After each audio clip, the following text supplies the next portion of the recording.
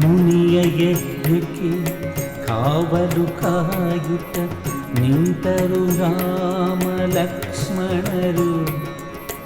ಯಜ್ಞವ ಕೆಡಿಸಲು ಕ್ರೂರಬುದ್ಧಿಯ ಮಾರೀಚ ಸುಬಾಹು ಬಂದಿಹರು. ಮುನಿಯ ಯಜ್ಞಕ್ಕೆ ಕಾವಲು ಕಾಯುತ್ತ ನಿಂತರು ರಾಮ ಲಕ್ಷ್ಮಣರು. ಯಜ್ಞವ ಕೆಡಿಸಲು ಕ್ರೂರ ಬುದ್ಧಿಯ ಮಾರೀಚ ಸುಬಾಹು ಬಂದಿಹರು. ರಾಮನ ಬಾಣದ ಗುರಿಯ ಮುಂದೆ ಅಸುರರ ಆಟ ನಡೆಯದಾಯ್ತು. ಸುಬಾಹು ಸತ್ತ, ಮಾರೀಚ ದೂರದ ಕಡಲಲ್ಲಿ ಬಿದ್ದಾಯ್ತು. ಭುವನ ಮನೋಹರ ರಾಮನ ಚರಿತ, ಸತ್ಯ ಪರಾಕ್ರಮ ಬಲಾಮಿತ.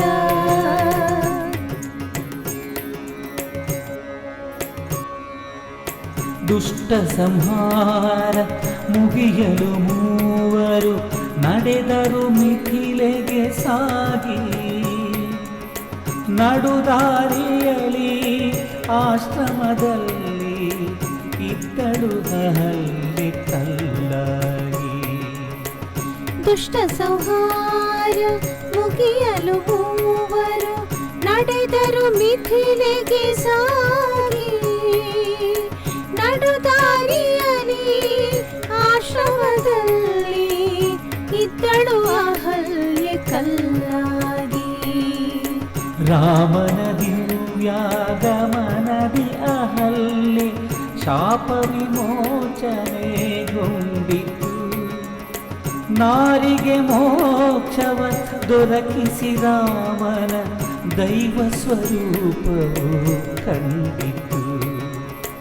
ರಾಮನ ದಿವ್ಯಾಗಮನದಿ ಅಹಲ್ಯೆ ಶಾಪ ವಿಮೋಚನೆಗೊಂಡಿತು.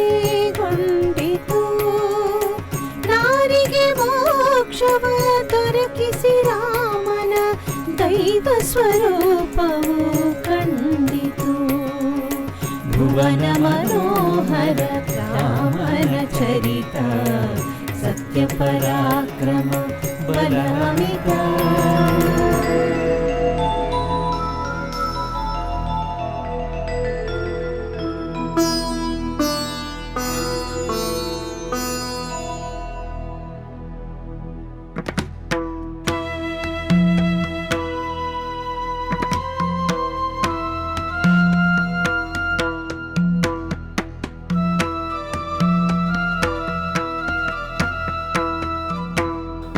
ಸಹೋದರ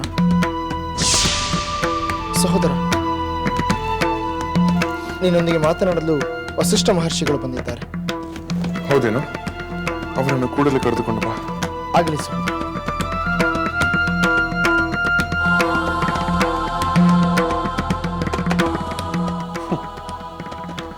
ಸೀತೆ,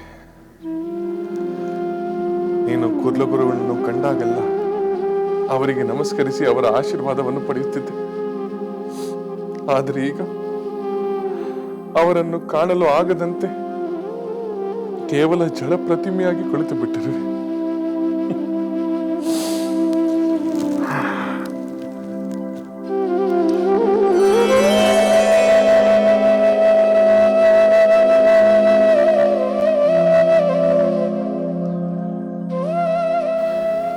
ಸಹೋದರ,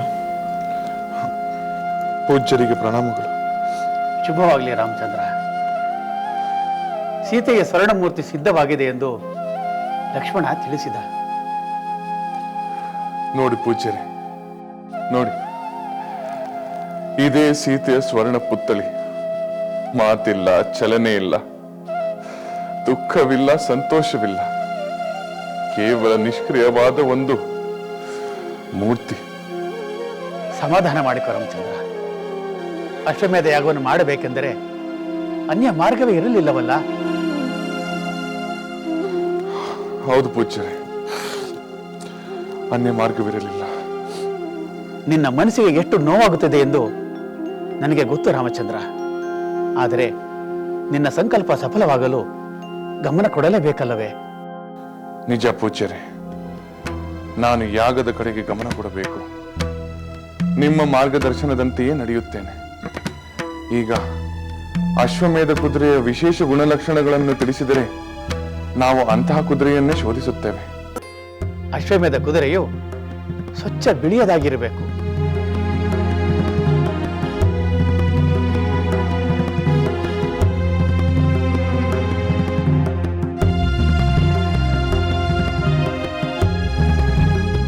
ಹೀಗೆ ಎಲ್ಲ ಉತ್ತಮವಾದ ಗುಣಗಳನ್ನು ಹೊಂದಿದ್ದು ಕಾಂತಿಯುಕ್ತವಾಗಿರಬೇಕು. ಲಕ್ಷ್ಮಣ, ಅಂತಹ ಲಕ್ಷಣಗಳ ಕುದುರೆ ನಮ್ಮ ಅಶ್ವಶಾಲೆಯಲ್ಲೇ ಇದೆ ಎಂದು ಹುಡುಕಬೇಕು.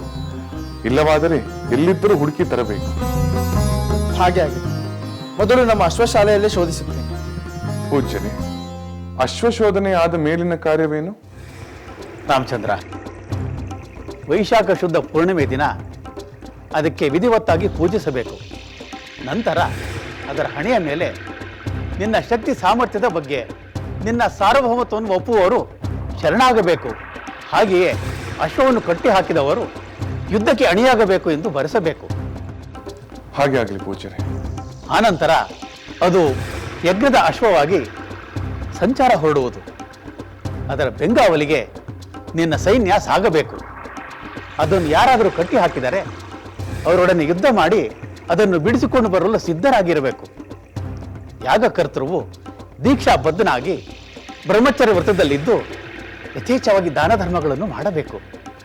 ಹಾಗೆ ಆಗಲಿ ಪೂಜ್ಯರೇ. ಒಂದು ಭಿನ್ನಹ. ಅದೇನು ಹೇಳು ರಾಮಚಂದ್ರ. ದಯಮಾಡಿ ತಾವೇ ನಮ್ಮ ಅಶ್ವಶಾಲೆಗೆ ಭೇಟಿ ಕೊಟ್ಟು ಅಲ್ಲಿ ತಾವು ಹೇಳಿದ ಲಕ್ಷಣಗಳ ಕುದುರೆ ಅಲ್ಲಿ ಇದೆಯೋ ಇಲ್ಲವೋ ಎಂದು ನೀವೇ ಹೇಳಿದರೆ ಒಳ್ಳೆಯದು. ಹಾಗೇ ಆಗಲಿ ರಾಮಚಂದ್ರ.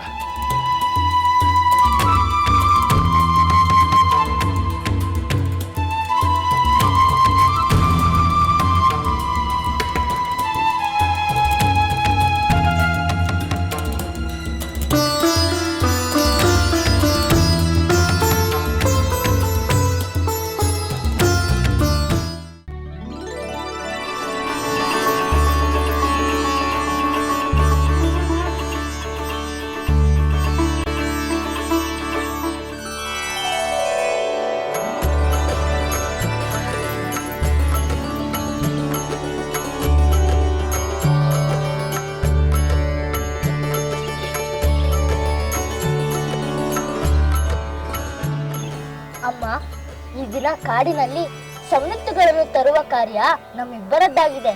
ನಾವು ಕಾಡಿನಲ್ಲಿ ಅಲೆದಾಡಿ ಸಮ್ಮಿತ್ತುಗಳನ್ನು ತರುತ್ತೇವೆ. ಸಮಿತ್ತು ತರುವುದೇನೋ ಸರಿ, ಆದರೆ ಕಾಡಿನಲ್ಲಿ ಅಲೆದಾಡುವಾಗ ಎಚ್ಚರವಿರಲಿ. ಆತಂಕಬೇಕಮ್ಮ. ನಮ್ಮ ಆಶ್ರಮದ ಸುತ್ತಮುತ್ತ ಇರುವ ಪ್ರಾಣಿಗಳೆಲ್ಲ ಸಾತ್ವಿಕವಾಗಿವೆ, ಸ್ನೇಹ ಭಾವದಿಂದಿವೆ. ಅದು ನಮ್ಮ ಗುರುಗಳ ತಪಸ್ಸಿನ ಮಹಿಮೆ. ಹೌದು ಮಕ್ಕಳೇ, ಗುರುಗಳ ತಪೋ ಮಹಿಮೆಯಿಂದ ಕ್ರೂರ ಮೃಗಗಳು ಸಾಧುಗಳಾಗಿವೆ. ಆದರೆ ಮೃಗಗಳ ರೂಪದಲ್ಲಿ ರಾಕ್ಷಸರು ಬಂದರೆ? ಈಗ ಯಾವ ರಾಕ್ಷಸರೂ ಇಲ್ಲಮ್ಮ. ಆ ರಾಮಚಂದ್ರ ಪ್ರಭುವೇ ಎಲ್ಲಾ ರಾಕ್ಷಸರನ್ನು ಸಂಹಾರ ಮಾಡಿದ್ದಾನೆ ಎಂದು ಗುರುಗಳು ಹೇಳಿದ್ದರಲ್ಲವೇ? ಅದು ಸರಿ ಮಕ್ಕಳೇ, ಆದರೆ ಈ ಬಿಲ್ಲು ಬಾಣಗಳನ್ನು ಏಕೆ ತೆಗೆದುಕೊಂಡು ಹೋಗಬೇಕು? ನಮಗೇನು ಇವುಗಳ ಅಗತ್ಯವಿಲ್ಲ. ಆದರೆ ನಾವು ಮಕ್ಕಳು ಎಂದು ಹಗುರವಾಗಿ ಭಾವಿಸಿ ದರ್ಪ ತೋರಿದರೆ, ಅವರಿಗೆ ನಮ್ಮ ಸಾಮರ್ಥ್ಯವನ್ನು ತೋರಿದರೆ ತಪ್ಪೇನು? ಬರೀ ಅಷ್ಟೇ ಅಲ್ಲ ಮಕ್ಕಳೇ, ನಿಮ್ಮ ಅಭಿಮಾನಕ್ಕೆ ಭಂಗ ಬಂದಾಗ ನೀವು ಪೂಜ್ಯ ಭಾವನೆ ಇರಿಸಿಕೊಂಡ ಯಾರನ್ನೇ ಅಪಮಾನಿಸಿದರೂ ನಿಮ್ಮ ಶಕ್ತಿ ಪ್ರದರ್ಶನವನ್ನು ಮಾಡಬಹುದು. ಅಂದರೆ ನಾವು ಬಿಲ್ಲು ಬಾಣಗಳನ್ನು ತೆಗೆದುಕೊಂಡು ಹೋದರೆ ತಪ್ಪಿಲ್ಲ ಅಲ್ಲವೇ? ತಪ್ಪಿಲ್ಲ. ಆದರೆ ನೀವು ಏನೇ ಮಾಡಬೇಕಾದರೂ ಅದನ್ನು ಗುರುಗಳಿಗೆ ತಿಳಿಸಿ ಅವರ ಅನುಮತಿಯನ್ನು ಪಡೆದು ಮುಂದಿನ ಕಾರ್ಯವನ್ನು ಮಾಡಬೇಕು. ಹಾಗೇ ಆಗಲಿ ಮಾತೆ, ನಾವಿನ್ನು ಬರುತ್ತೇವೆ.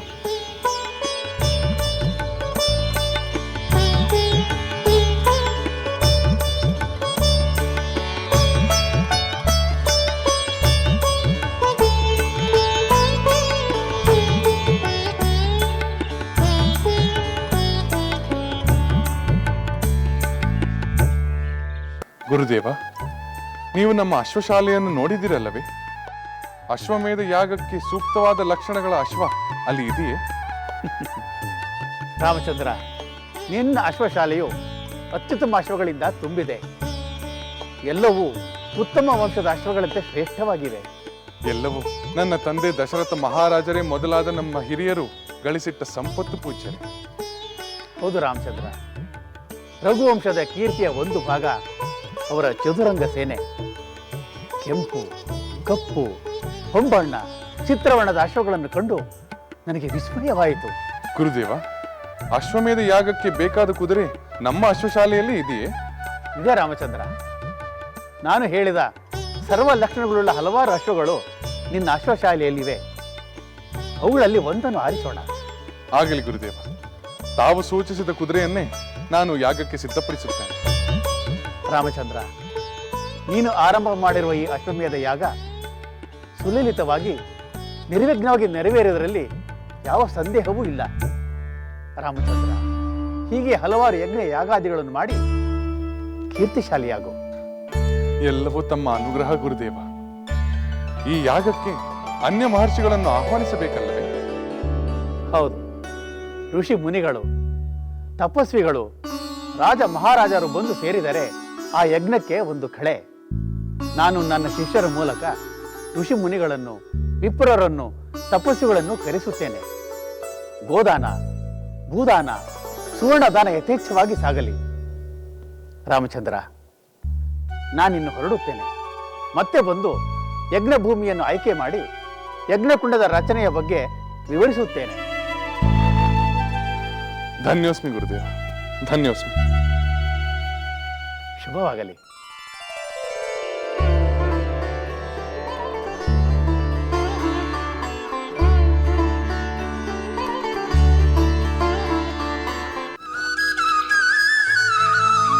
ಸೋದರ ಕುಶ, ಗುರುಗಳು ರಚಿಸಿರುವ ರಾಮಾಯಣ ಕಾವ್ಯ ಎಷ್ಟು ಸುಂದರವಾಗಿದೆ ಅಲ್ಲವೇ? ಹೌದು ಸೋದರ, ಅದು ಬಹಳ ಸುಂದರವಾದ ಕಾವ್ಯ. ಅವರು ವರ್ಣಿಸಿರುವ ಶ್ರೀರಾಮನ ಮಹಿಮೆಯು ವಿಶೇಷವಾಗಿದೆ. ಇಲ್ಲವಾದರೆ ವಿಶ್ವಾಮಿತ್ರ ಮುನಿಗಳು ಅವರನ್ನು ತಮ್ಮ ಜೊತೆಯಲ್ಲೇ ಕರೆದೊಯ್ಯುತ್ತಿದ್ದರೆ, ತಮ್ಮ ವಿದ್ಯೆಯನ್ನೆಲ್ಲ ಅವನಿಗೆ ದಾರಿ ಎರೆಯುತ್ತಿದ್ದರೆ, ಮಿಥಿಲೆಯ ಜನಕರಾಜನ ಅರಮನೆಯಲ್ಲಿ ಅಪಾರ ಮಹಿಮೆಯ ಶಿವಧನಸ್ಸನ್ನು ಭಂಗಿಸುವುದೇನು ಸಾಮಾನ್ಯವೇ? ಅದರ ಪರಿಣಾಮವಾಗಿ ಸ್ವಯಂವರದಲ್ಲಿ ಸೀತಾದೇವಿಯು ಅವನನ್ನು ವರಿಸಿದಳು. ಹೌದು ಲವ, ಶ್ರೀರಾಮನು ಅಸಮಾನ ಪರಾಕ್ರಮಿ ಮಾತ್ರವಲ್ಲದೆ ಸದ್ಗುಣವಂತನೂ ಆಗಿದ್ದಾನೆ. ಅಂತ ಪುರುಷೋತ್ತಮನನ್ನು ಕುರಿತ ಕಾವ್ಯ ಹಾಡುವುದು ನಮ್ಮ ಭಾಗ್ಯವೇ ಸರಿ. ಎಲ್ಲ ನಮ್ಮ ಗುರುಗಳ ಕೃಪೆ. ಪ್ರಿಯ ಸೋದರರೇ, ಕುಲಗುರುಗಳಾದ ವಸಿಷ್ಠರು ನಮ್ಮ ಯಾಗಕ್ಕೆ ಸೂಕ್ತವಾದ ಕುದುರೆಯನ್ನು ನಮ್ಮ ಅಶ್ವಶಾಲೆಯಲ್ಲಿ ಗುರುತಿಸಿದ್ದಾರೆ. ಅಲ್ಲದೆ ಮಹರ್ಷಿಗಳನ್ನು ಆಹ್ವಾನಿಸಲು ಅವರು ತಮ್ಮ ಶಿಷ್ಯರನ್ನೇ ಕಳಿಸಿಕೊಟ್ಟಿದ್ದಾರೆ. ಯಾಗ ಭೂಮಿಯನ್ನು ಗುರುತಿಸಿ ಯಜ್ಞಕುಂಡದ ನಿರ್ಮಾಣವಾಗಬೇಕು. ಕುದುರೆಯ ಹಣೆಯ ಮೇಲೆ ಲೇಖವನ್ನು ಬರೆದು ಅದನ್ನು ಭೂಮಂಡಲವನ್ನು ತಿರುಗಲು ಬಿಡಬೇಕು. ಅದು ಮರಳಿ ಬರುವವರೆಗೆ ಯಜ್ಞಶಾಲೆಯಲ್ಲಿ ಧಾರ್ಮಿಕ ಕಾರ್ಯಗಳೇ ನಡೆಯುತ್ತಿರಬೇಕು. ನೀವಿಬ್ಬರು ಇಲ್ಲಿಯ ವ್ಯವಸ್ಥೆಗಳನ್ನು ನೋಡಿಕೊಂಡು ಎಲ್ಲವನ್ನು ಸಮರ್ಥವಾಗಿ ನಿರ್ವಹಿಸಬೇಕು. ಅಂದರೆ ನಾವಿಬ್ಬರು ಇಲ್ಲೇ ಇರಬೇಕೆ? ಹೌದು ಲಕ್ಷ್ಮಣ, ದೇಶ ದೇಶಗಳಿಂದ ರಾಜರು, ಸಾಧು ಸಂತರು, ಮುನಿಗಳೆಲ್ಲರೂ ಆಗಮಿಸುತ್ತಾರೆ. ಅವರಿಗೆ ಯಾವ ಕೊರತೆಯೂ ಆಗದಂತೆ ನೀವು ನೋಡಿಕೊಳ್ಳಬೇಕಲ್ಲವೇ? ಅದು ಸರಿ ಸೋದರ, ಆದರೆ ನಾವಿಬ್ಬರು ಇಲ್ಲಿಯೇ ಉಳಿದುಕೊಂಡರೆ ಯಜ್ಞಾಶ್ವದ ರಕ್ಷಣೆಗೆ ಹೋಗುವವರು ಯಾರು? ಚಿಂತಿಸಬೇಡ ಭರತ. ಮಧುಪುರಿಯಿಂದ ಶತ್ರುಘ್ನ ಬರುತ್ತಾನೆ. ಅವನೇ ಯಾಗದ ಕುದುರೆಯ ರಕ್ಷಣೆಗೆ ಹೋಗಲಿ. ಅಲ್ಲಿಂದ ಕರೆಸಿ ಕುದುರೆ ಹಿಂದೆ ಕಳಿಸುವುದೇ? ಲಕ್ಷ್ಮಣ, 14 ವರ್ಷ ವನವಾಸದಲ್ಲಿ ನೀನು ನನ್ನ ಜೊತೆಯಲ್ಲೇ ಇದ್ದೆ. ಭರತ ನಂದಿ ಗ್ರಾಮದಲ್ಲಿದ್ದು ರಾಜನ ಕರ್ತವ್ಯ ನಿರ್ವಹಿಸಿದ. ಶತ್ರುಘ್ನ ತಾನು ಅಂತಹ ಒಂದು ಮಹತ್ವದ ಸೇವೆ ಮಾಡಬೇಕೆಂದು ಕಾತರನಾಗಿದ್ದಾನೆ. ಅವನೇ ಈ ಕರ್ತವ್ಯವನ್ನು ಮಾಡಲಿ. ಅದರಿಂದ ಅವನಿಗೆ ಸಂತೋಷ ದೊರೆಯುತ್ತದೆ. ಭರತ, ಶೀಘ್ರಗಾಮಿಗಳಾದ ಸವಾರರನ್ನು ಕಳಿಸಿ ಶತ್ರುಘ್ನ ಕೂಡಲೇ ಬರುವಂತೆ ಸಂದೇಶ ಕಳಿಸು. ಹಾಗೆ ಆಗಲಿ ಸೋದರ. ಲಕ್ಷ್ಮಣ, ಇನ್ನೊಂದು ಮುಖ್ಯ ಕಾರ್ಯವಿದೆ. ಏನು ಹೇಳಿ ಸಹೋದರ? ನಮ್ಮ ಈ ಮಹತ್ ಕಾರ್ಯದಲ್ಲಿ ನಮ್ಮ ಮಿತ್ರರಾದ ವಾನರರು ಮತ್ತು ವಿಭೀಷಣ ಭಾಗವಹಿಸುವುದು ನಮಗೂ ಸಂತೋಷ, ಅವರಿಗೂ ಆನಂದ. ಆದ್ದರಿಂದ ವಾನರೇಂದ್ರ ಸುಗ್ರೀವ ಮತ್ತು ದಾನವೇಂದ್ರ ವಿಭೀಷಣರಿಗೆ ನೀವು ಕೂಡಲೇ ಬರುವಂತೆ ಸಂದೇಶ ಕಳಿಸಿ. ಹನುಮಂತ, ಅಂಗದ ಎಲ್ಲರೂ ಬರಲಿ. ಹಾಗೆ ಆಗಲಿ ಸಹೋದರ. ನಾನು ಈ ಕೂಡಲೇ ಲಂಕೆಗೆ ಮತ್ತು ಕಿಷ್ಕಿಂದಗೆ ದೂತರನ್ನು ಕಳಿಸುತ್ತೇನೆ. ಭರತ, ಕೇಕೆಯ ಮಿಥಿಲೆಯ ನಮ್ಮ ಬಂಧು ಬಾಂಧವರನ್ನು ನಮ್ಮ ಯಾಗಕ್ಕೆ ಆಹ್ವಾನಿಸುವ ಕಾರ್ಯವನ್ನು ನೀನು ಮಾಡಿ. ಆಗಲಿ ಸೋದರ.